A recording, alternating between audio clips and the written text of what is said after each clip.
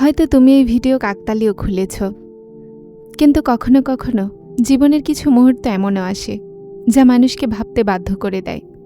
হতে পারে আজ এই পয়গাম তোমার জন্যই।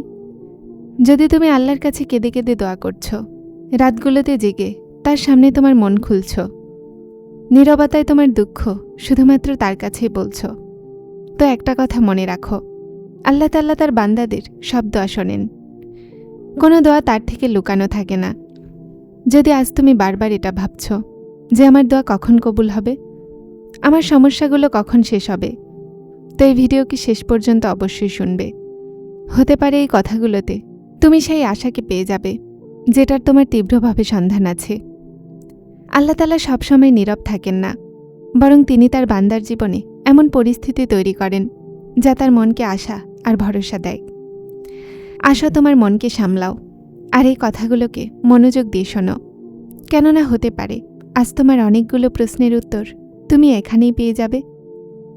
কখনো কি তুমি অনুভব করেছ যে তুমি অনেক কান্না করে নিয়েছ, এত দোয়া করেছ যে এখন কথাও আর স্বাদ দেয় না, তারপর হঠাৎ একদিন তোমার মন প্রশান্ত হতে লাগে, না আগের মতো অস্থিরতা থাকে, না প্রতিবার অভিযোগ, না তাড়াহুড়া, মন আস্তে আস্তে আল্লাহর উপরে ভরসা করতে লাগে। প্রকাশ্যভাবে এটা সাধারণ কৈফিয়ত মনে হয়, কিন্তু অনেক মানুষের জন্য এটা আশার একটা খুব সুন্দর আলামত হয়ে যায়। যখন বান্দা বারবার আল্লাহর দিকে ঝুঁকে যায়, তো আল্লাহ তার মনে একটা এমন শান্তি দিয়ে দেন যা দুনিয়ার কোনো জিনিসই দিতে পারে না। এটা ওই শান্তি হয় যা আস্তে আস্তে মনকে এই অনুভূতি দেয় যে এখন প্রতিটা সমস্যা আল্লাহর সোপর্দ করে দাও, কেননা তিনিই উত্তম সিদ্ধান্তকারী। মন আস্তে আস্তে এটা মানতে লাগে যে আল্লাহ যেই সিদ্ধান্ত নেবেন সেটাই আমার জন্য উত্তম হবে। অনেক মানুষের জন্য এই কারণ আশার একটা খুব সুন্দর আলামত হয়ে যায়। এটার পরে অনেক সময় জীবন একটা এমন পর্যায়ে দাখিল হয়ে যায় যা প্রকাশ্যভাবে অনেক কঠিন লাগে। এটাই ওই সময় হয় যখন মানুষ ভয় পেয়ে যায়, পরিস্থিতি আগের চেয়ে শক্ত হতে লাগে, কিছু মানুষেরা সাথ ছেড়ে দেয়, কিছু সুযোগগুলো হাত থেকে বের হয়ে যায়, আর কিছু রাস্তাগুলো বন্ধ হতে দেখা দেয়। এমন পরিস্থিতিতে মানুষের মনে খেয়াল আসে যে হয়তো আমার দোয়াগুলো কবুল হবে না, কিন্তু জরুরি নয় যে বাস্তবতাও এমনই হবে। হতে পারে আল্লাহ তাআলা তোমাকে এমন রাস্তা থেকে সরাচ্ছেন যা তোমার জন্য উত্তম ছিল না, আর তোমাকে ওই রাস্তার দিকে নিয়ে যাচ্ছেন যেখানে তোমার হকে বেশি কল্যাণ লেখা আছে। কখনো উনি তোমাকে অপেক্ষা করা শিখান, কখনো কোনো জিনিস থেকে বাঁচিয়ে নেন, আর কখনো কখনো পরীক্ষার মাধ্যমে তোমাকে আগের চেয়ে বেশি মজবুত বানিয়ে দেন।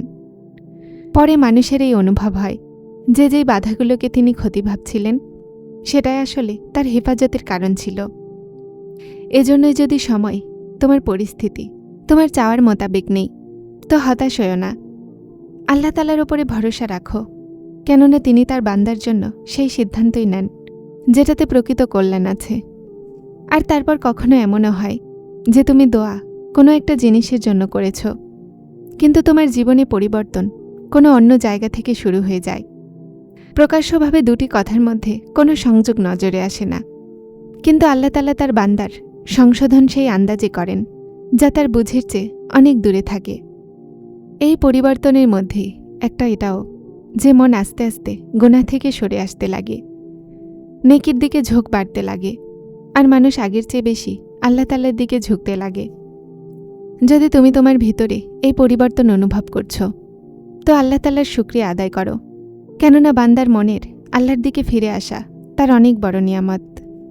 তারপর আস্তে আস্তে তুমি তোমার ভিতরে একটা আজব পরিবর্তন অনুভব করতে লাগো। যে জিনিসগুলোতে আগে মন লাগত, এখন সেই জিনিসই মূল্যহীন লাগতে লাগে।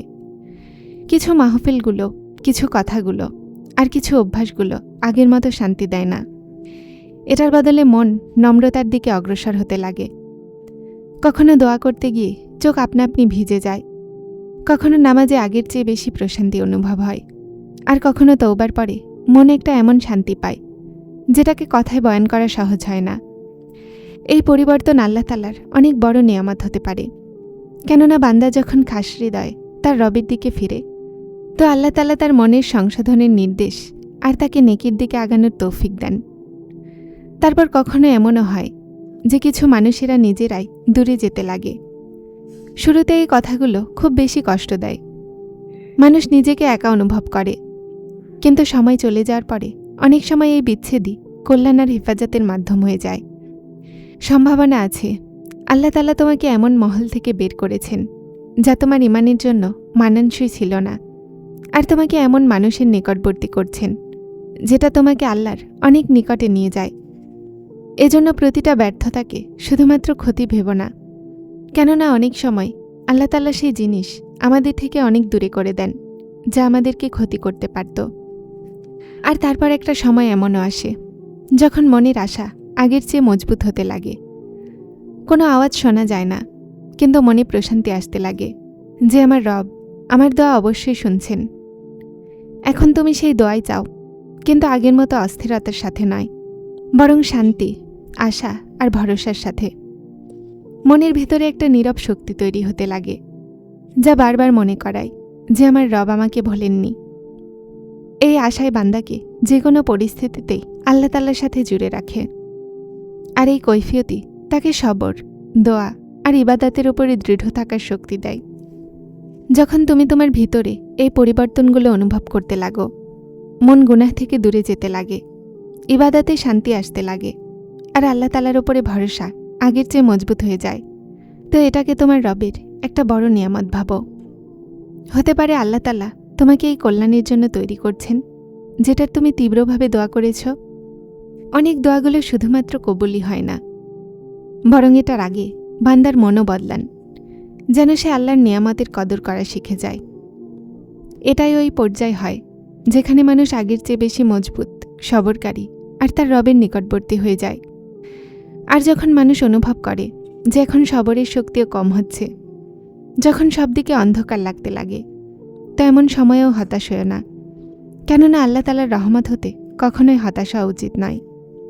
কখনো কখনো স্বস্তি ওই সময় আসে যখন মানুষের মনে হয় যে এখন হয়তো আর কোনো রাস্তা বাকি নেই।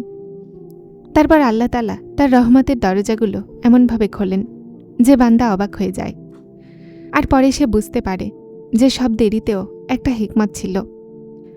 কখনো এমনও হয় যে তুমি কোনো বড় দোয়ার কবুল হওয়ার অপেক্ষা করো, কিন্তু এর মাধ্যমেই জীবনে ছোট ছোট খুশিগুলো আসতে লাগে।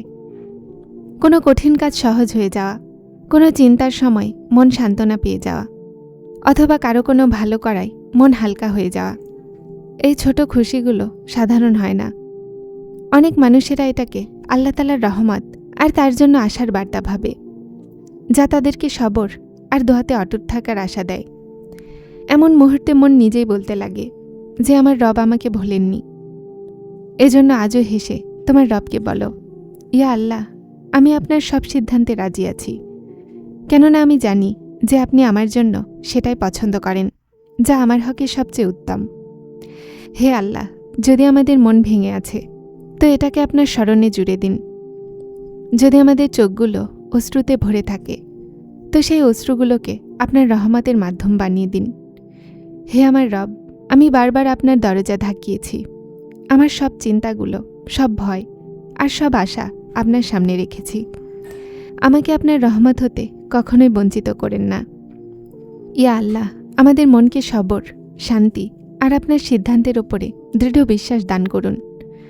যদি আমাদের দোয়াগুলোর কবুলিয়তে দেরি আছে তো আমাদের অভিযোগ না করে সবর করার তৌফিক দান করুন। যারা চ্যানেলটিতে নতুন এসেছেন তারা হেদায়েত চ্যানেলটিকে সাবস্ক্রাইব করে আমার সাথে থাকুন এবং অবশ্যই ভিডিওগুলোকে লাইক শেয়ার করবেন। আসসালামু আলাইকুম।